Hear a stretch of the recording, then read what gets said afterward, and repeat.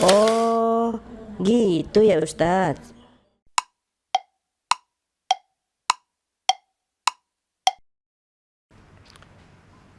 Ustadz Herfi, Ya mas.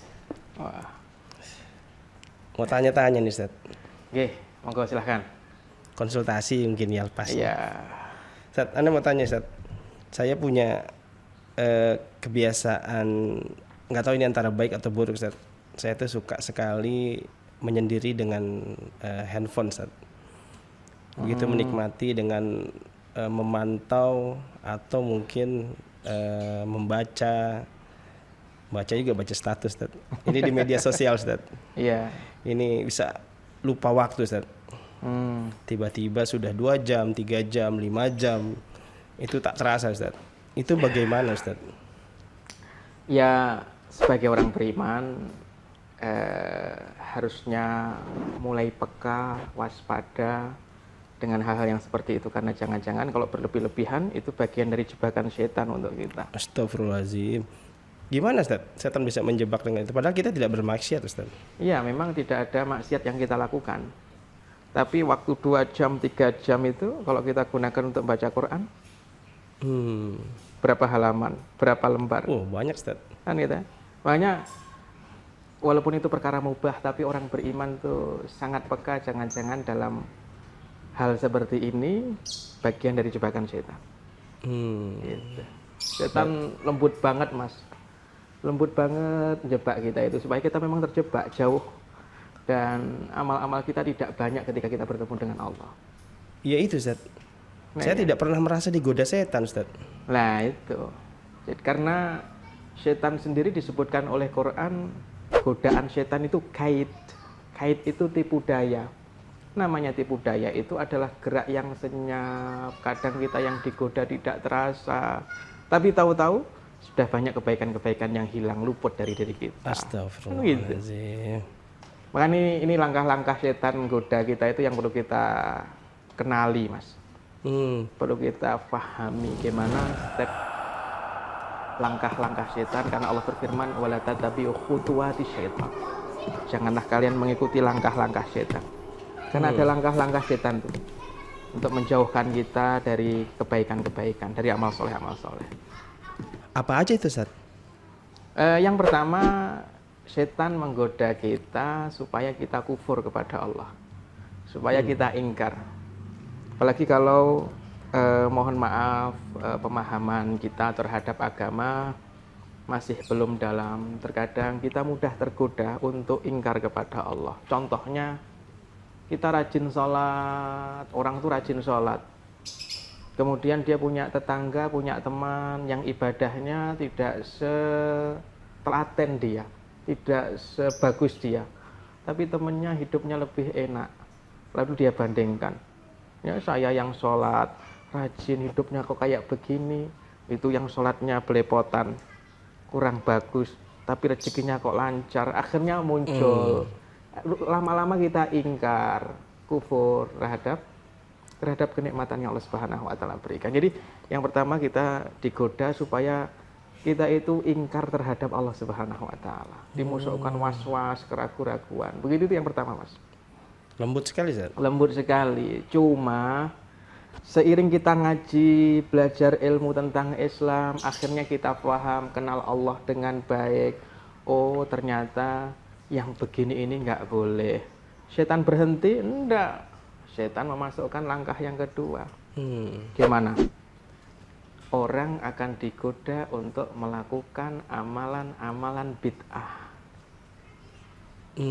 Ya, merasa sudah melakukan amal soleh, tapi yang dia lakukan itu tidak sesuai dengan panduan para ulama, panduan para ahli ilmu. Jebakan berikutnya. Jebakan berikutnya di sini orang lebih banyak terjebak daripada yang pertama.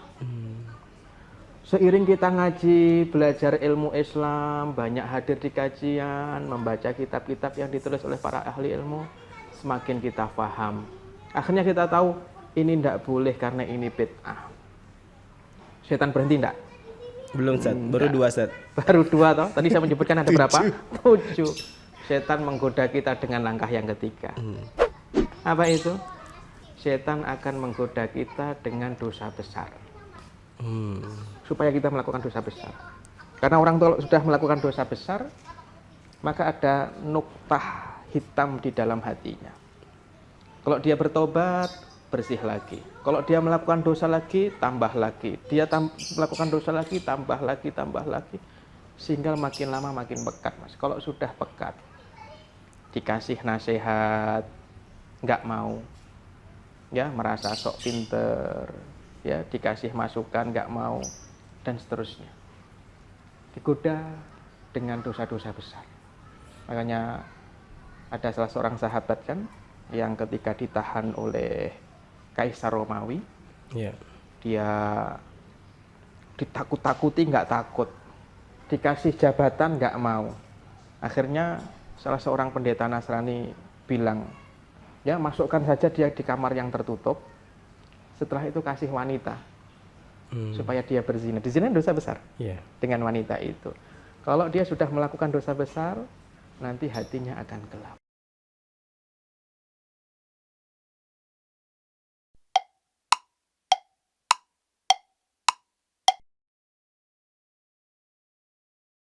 Nah itu, karena setan sendiri disebutkan oleh Quran, godaan setan itu kait. Karena setan tahu berfirman wala tatabi khutuwati setan. Setan seorang sahabat kan yang ketika ditahan oleh Kaisar Romawi, dia ditakut-takuti nggak takut, dikasih jabatan nggak mau.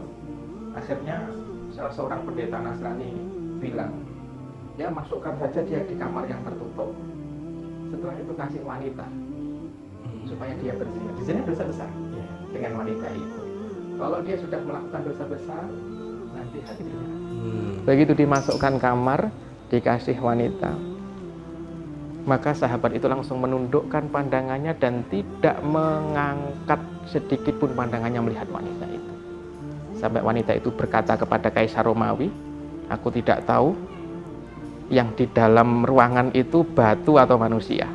Karena cuma karena dia paham bahwa dosa besar itu sebuah jebakan setan. Lakukan hati bisa gelap. Masya Allah. Gitu ya.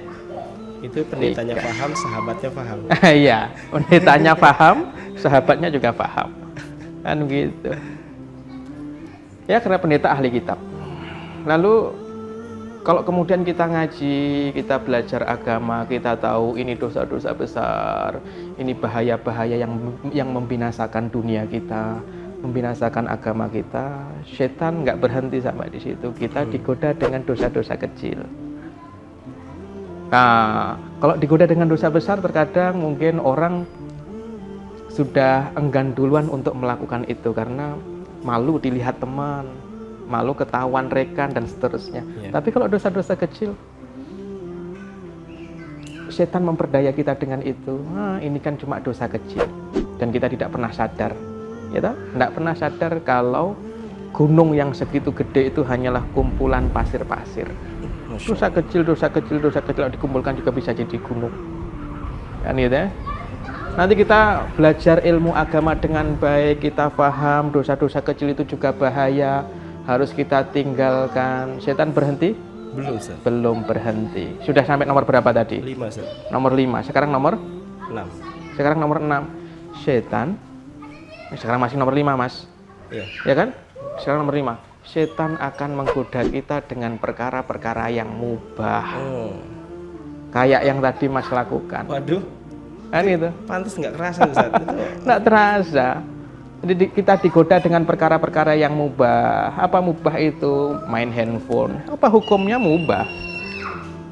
Gitu? Begitu kita terlalu berlebih-lebihan melakukan perkara yang mubah, tiba-tiba 2 jam lewat, 3 jam lewat. Padahal kita baca kitab sudah banyak berapa halaman. Ya kan? Kita ngobrol dengan istri saling memberi nasihat sudah sekian banyak harusnya. Jangan-jangan istrinya dicuekin karena main gadget terus. Ya. Kan gitu. Itu bahaya. Makanya diriwayatkan bahwa Nabi Yahya itu pernah dialog sama setan. setan, gimana kamu menggodaku? Setan bilang, untuk orang sepertimu, maka aku akan menyibukkanmu dengan makan. Dan makan kan perkara yang mubah. Iya. Nanti kalau makan, perutmu kenyang. Kalau perutmu kenyang, kamu akan nyenyak tidur. Kalau banyak tidur, akan luput banyak ibadah dari hidup. Kan begitu. Awalnya apa? Cuma banyak makan. Seru makan Ustaz. Jadi gitu, makanya Nabi Yahya alaihissalam mengatakan, kalau begitu aku tidak akan pernah makan sampai kenyang. Kan gitu. Jadi makan apa hukumnya mubah, tapi kalau kita berlebih-lebihan kan gitu, akhirnya ya membuat kita kenyang, malas kan gitu. Begitu malas, akan banyak kebaikan-kebaikan luput dari hidup kita. Kelima, yang keenam, karena kita suka ngaji, ilmu agama kita bertambah, ya, kita tahu menyibukkan diri berlebih-lebihan dengan yang mubah-mubah itu juga bahaya bagi kita. Setan berhenti? Tidak berhenti. Setan akan menyibukkan kita dengan amalan-amalan yang pahalanya kecil dengan meninggalkan amalan-amalan yang pahalanya besar. Lihat, setan tuh sampai mendorong kita melakukan amal soleh. Tapi dengan melakukan amal soleh itu pahala yang kita dapat kecil, tapi dengan meninggalkan amal soleh yang pahalanya besar. Sampai segitunya Ustaz ya? Segitunya. Ya, udah beramal baik juga ya? Beramal baik. Contohnya orang, ya, orang yang kebayang dia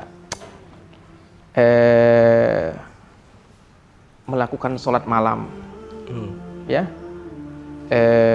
lalu dia meninggalkan witir contohnya. Sholat malam hukumnya sunnah, witir sunnah muakkadah, contohnya begitu. Atau dia melakukan amalan yang ada pahalanya, tapi ketika melakukan ini dia meninggalkan amalan yang pahalanya lebih besar, ya,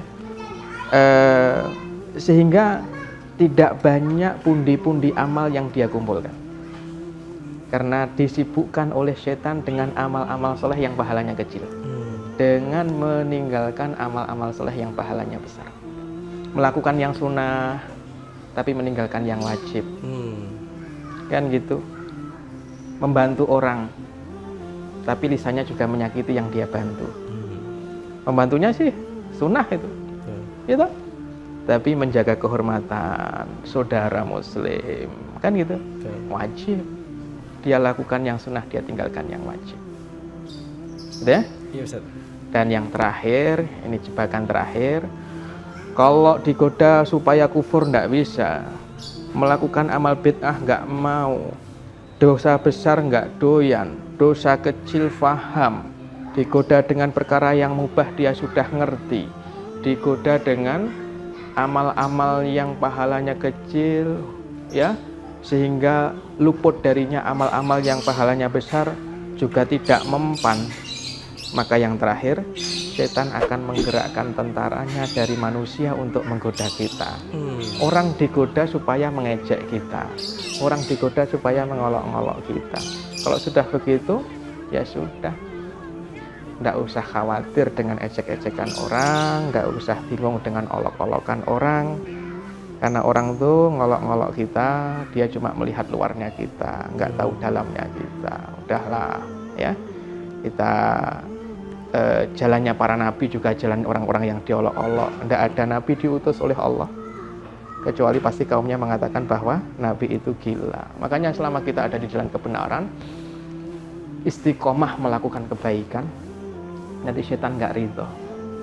Muncul orang ngolok-ngolok kita, sok suci kan gitu. Iya, betul. Sok alim, alhamdulillah, biarkan saja. Itu Mas. Oh, gitu ya Ustadz.